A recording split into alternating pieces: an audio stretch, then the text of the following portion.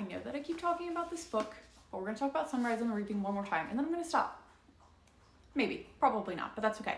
I've been seeing a lot of people that haven't read the Hunger Games book that have been seeing this book and they want to get involved in the hype, and like, freaking love that for you. I support anybody that wants to get into the Hunger Games series, like 110%, hands down, do it. Freaking do it. That being said, I've seen a lot of people that ask whether or not they can jump right into this, if they should read the original trilogy, what they should do. So I'm giving my recommendation for what I think you guys should do for the reading order.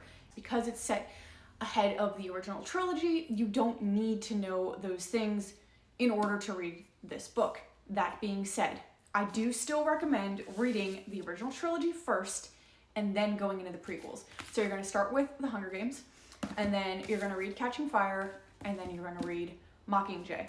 These just provide so much insight into who Haymitch becomes and how those games go that is woven into this book, and it just hits so much harder when you know everything that went down in these and then you read this one. So I recommend reading this, but then before going into Sunrise on the Reaping, read Ballads of Songbirds and Snakes, which is set, I forget how many years before this one. I think this is like the 10th Hunger Games and this is the 50th, I think, if I remember right. Anyway, I would definitely read this before this because this gives a lot of insight into who Snow is before he becomes president.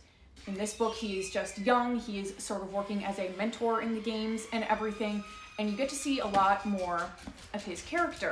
By the time we get to this book and then the trilogy, he is the president and his character is completely different, and a lot of that is because of the events that happen in this. So I feel like it's very formative, and again, other things that once you read this book, no, I'm getting confused. This book, you're gonna understand some of the stuff that he says and sort of hints at. So that is my suggested reading recommendation. Like I said, read the trilogy first, then read The Ballad of Songbirds and Snakes, and then read Sunrise on the Reaping. And thank me later for the emotional trauma.